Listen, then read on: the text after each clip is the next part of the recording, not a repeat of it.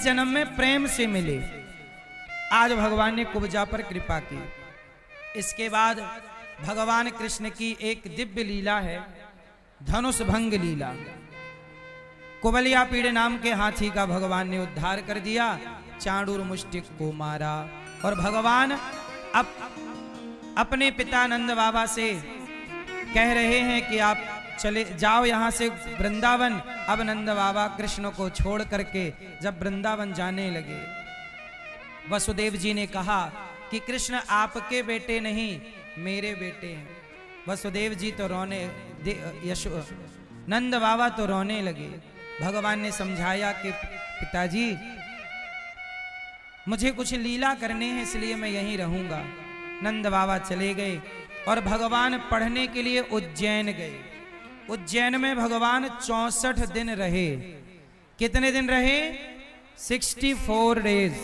64 दिन में 64 कलाएं विद्याएं सीख कर भगवान कृष्ण की मित्रता सुदामा से वहीं हुई, उज्जैन में सांदीपनी गुरु जी के यहाँ पढ़ लिख कर भगवान आए।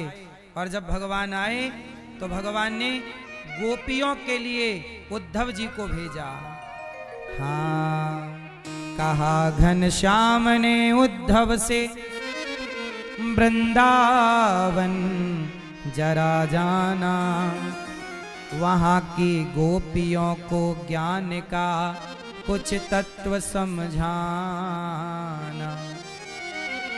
विरह की वेदना में वे सदा बेचैन रहती हैं, तड़प कर आह भरती हैं और रो रो कर ये कहती हैं। भगवान ने उद्धव जी से कहा कि जरा हमारी गोपियों को समझाओ, वो रोया ना करे। अच्छा ये बताओ, गोपियां भगवान से प्रेम करती हैं और प्रेम में भक्त क्या कर सकता है? अच्छा ये बताओ, आप लोग भगवान से प्रेम करते हो कि नहीं? कितने लोग भगवान से प्रेम करते हैं?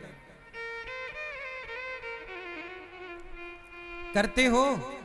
मैया बोलो हाँ कि ना। ये बताओ कि प्रेम कहते किसे हैं? किसे कहते हैं प्रेम? भगवान से प्रेम करते हो ना, तो बताओ किसे कहते हैं? गोपियां भगवान से प्रेम करती हैं और ऐसा प्रेम करती हैं कि भगवान के सिवा जब कृष्ण गए तो कृष्ण की याद में गोपियां तड़प रही हैं, कृष्ण की याद में गोपियां रो रही हैं। प्रेम क्या है? भगवान के लिए समर्पण कर दे, भगवान के सिवा और कोई चाह ना रह जाए, इसका नाम समर्पण है, इसका नाम प्रेम है। अच्छा ये बताओ, आप लोग भगवान के मंदिर जाते हो तो कोई कामना रहती है कि नहीं? बोलो हाँ। आजकल लोग भगवान से भी कहते हैं कि हमारा ये काम हो जाएगा तो हम आपको नारियल चढ़ाएंगे, ये करेंगे। मतलब भगवान को भी आप स्वार्थ की नजर से देखते हैं। मैया मैं आपसे कहूं कि मंदिर जाना बुरा नहीं है, पर स्वार्थ लेके नहीं। अब आप कहो कि भगवान से नहीं मांगे तो किससे मांगे? अच्छा एक बात बताओ, क्या छोटा सा बच्चा क्या अपनी माँ से मांगता है कि दूध पिला दो? 1 महीने का बच्चा है, क्या मांगता है कि दो? बोलो, क्या सर्दी लगने पे कंबल मांगता है? छोटा बच्चा कुछ नहीं मांगता, पर बिना मांगे उसकी हर जरूरत माँ पूरी करती है कि नहीं? बोलो हाँ जोर से। जब छोटे बच्चे की हर इच्छा उसकी माँ बिना मांगे पूरी करती है, तो एक बात बताओ, जब आप उस बच्चे की तरह भगवान की शरण में जाएंगे तो बिना मांगे भगवान आपकी इच्छा पूरी नहीं करेंगे? तुम्हें कहना नहीं पड़ेगा, भगवान समझ जाएंगे कि मेरे भक्त को क्या चाहिए। इसलिए भगवान के बन करके रहो बस। उद्धव जी आए गोपियों को समझाने उद्धव जी कह रहे हैं तुम रोया ना करो, ओ गोपियों तुम रोया ना करो। कृष्ण तो सब जगह हैं, भगवान तो सर्वत्र हैं। अच्छा एक बात बताओ मैया, भगवान सब जगह हैं या नहीं हैं? तो फिर दिखाओ कहां है? गोपियों से उद्धव जी ने कहा कि जिस कृष्ण के लिए तुम रोती हो वो तो सब जगह है। तो गोपियों ने कहा कि दिखा दो, सब जगह है। तो उद्धव जी दिखा ना पाए। इसका मतलब है कि ज्ञानी केवल बातें करता है कि भगवान सब जगह रहते हैं, लेकिन जो प्रेमी होता है वो सब जगह भगवान को देखता है। तो ज्ञानी और प्रेमी में ये अंतर है। इसलिए प्रेम, आप लोग भगवान की पूजा बहुत करती हो मैया, जैसे आप लोग भगवान को नारियल चढ़ाती हो, माला पहनाती हो, रुपया पैसा चढ़ाती हो, लेकिन आप लोग यदि पूजा कर रहे हैं और प्रेम नहीं कर रहे हैं तो क्या बिना प्रेम के पूजा स्वीकार होगी? आपका पति आपकी पूजा करे और प्रेम करे पड़ोसन से, चलेगा? आपके पांव पे नारियल तोड़े, चरणों में ले भाग्यवान, माला आपको पहनाए, पैसा आपको दे, पर प्यार करे पड़ोसन को, चलेगा? ऐसा चाहिए? आपका पति भले आपकी पूजा ना करे पर प्रेम आपसे करे। ऐसे भगवान कहते हैं कि मेरा भक्त भले मेरी पूजा ना करे पर मेरा भक्त केवल मेरे से प्रेम करे। वो प्रेम चाहते राम ही केवल, प्रेम प्यारा जान ले ये जो जान निहारा। भगवान आपसे कुछ नहीं चाहते। अच्छा भगवान आपसे क्या लेना चाहते हैं? क्या दे सकते हो आप भगवान को? इसलिए भगवान से सच्चा प्रेम जैसा गोपियां करती हैं वैसा आप करिए बस, और भगवान को आप कुछ मत दीजिए। प्रेम गोपियों की तरह। उद्धव जी ज्ञानी हैं, गोपियां प्रेमी हैं। अच्छा ज्ञान और प्रेम अलग अलग है। ज्ञान मतलब बंदर का बच्चा और प्रेम मतलब बिल्ली का बच्चा। बंदर का बच्चा अपनी मां को पकड़ता है, बंदरिया बच्चे को नहीं पकड़ती जब इस पेड़ से उस पेड़ पर छलांग मारती है तो। लेकिन बिल्ली का बच्चा अपनी मां को नहीं पकड़ता, बिल्ली बच्चे को पकड़ती है। एक जगह बच्चे ने मां को पकड़ा है। बंदर में क्या है? बच्चा मां को पकड़ता है और बिल्ली में मां बच्चे को पकड़ती है। बताओ कौन सा बच्चा सुरक्षित है? बंदर का के बिल्ली का?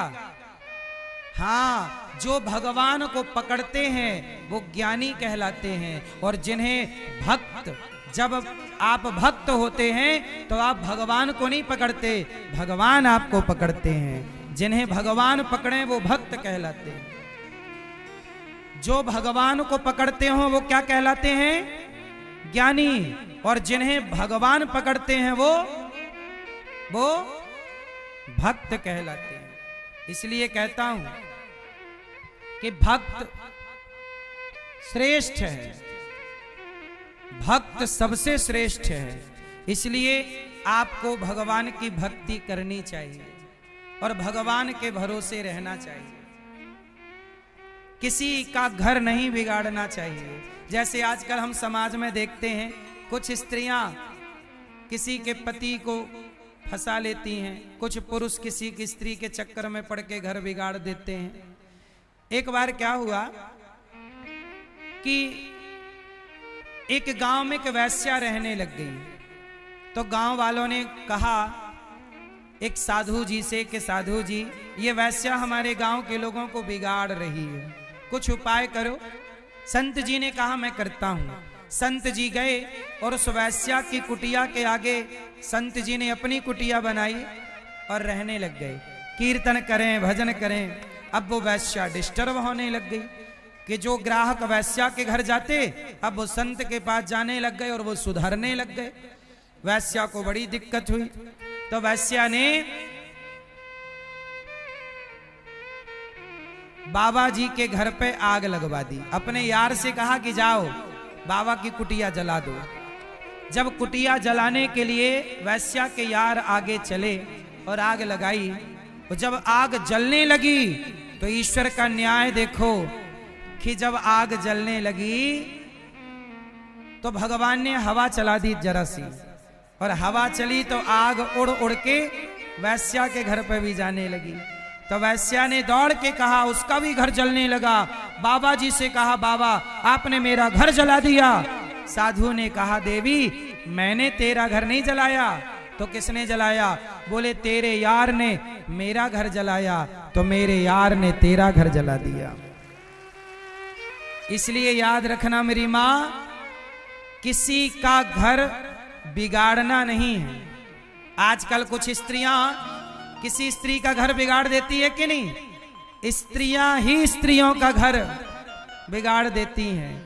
तो यदि आप किसी का बिगाड़ोगी तो याद रखना कि आपका भी बिगड़ेगा जरूर, क्योंकि ईश्वर के घर देर है, अंधेर नहीं है। इसलिए कहता हूं, घर बिगाड़ना नहीं है, घर बसाना है। आपके द्वारा कोई घर बसाए, आपके कारण किसी का घर बस जाए, आपके कारण किसी के होंठों पे मुस्कान आ जाए, इससे बड़ा पुण्य क्या होगा साहब। एक बात बताऊं, सुखी रहने का मंत्र, सुखी रहने का मंत्र है कि 100 रुपए कमाओ, 500 रुपए कमाओ, 1000 रुपए कमाओ, जितना भी कमाओ उस कमाई का 2 रुपए निकाल कर, अपनी कमाई से 2 रुपए निकाल कर किसी भूखे को रोटी देते रहना। यदि आप किसी भूखे को रोटी दोगे तो वो रोटी खा के तुम्हें क्या देगा? क्या देगा? दुआ। जब तुम किसी को रोटी दोगे तो सामने वाला तुम्हें, और जहां दुआओं को आपने प्राप्त करना शुरू कर दिया, उसी दिन से आपके जीवन का सारा दुख समाप्त होने लग जाएगा। इसलिए कमाई करो, पर किसी भूखे को रोटी देने का प्रयास करो, किसी का पेट भरने का प्रयास करो।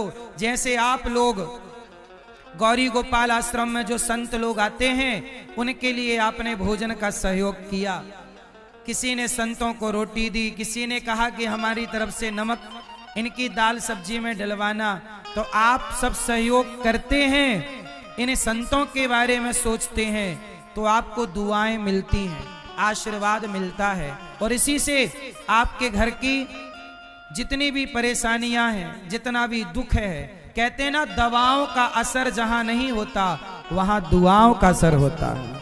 इसलिए थोड़ा दुआएं भी कमाइएगा।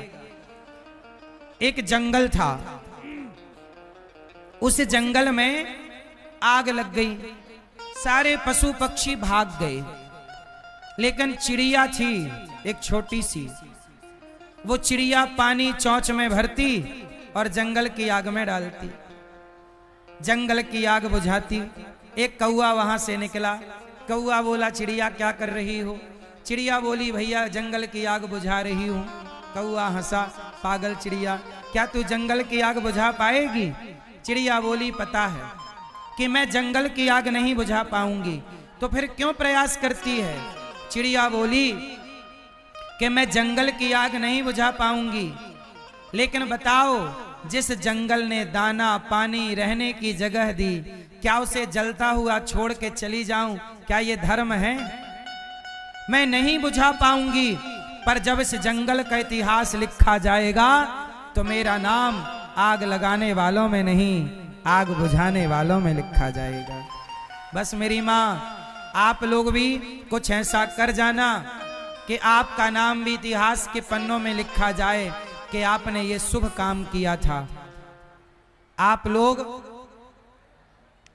जैसे गौरी गोपाल आश्रम में सेवा चल रही है, मेरा आपसे निवेदन था, एक दिन मैंने बोला था कि मैं एक विद्यालय बनाऊंगा, कक्षा 1 से लेकर 12वीं तक, CBSE बोर्ड, जहां बच्चे शिक्षा भी पाएंगे और संस्कार भी पाएंगे। एक विद्यालय में बनाना चाहता हूं। अभी काम चालू होने वाला है, इसी फरवरी के आखिरी में भूमि पूजन होगा, नींव रखी जाएगी। मैं चाहता हूं कि उस विद्यालय के निर्माण में कुछ ईंट आपके सहयोग से रखी जाए।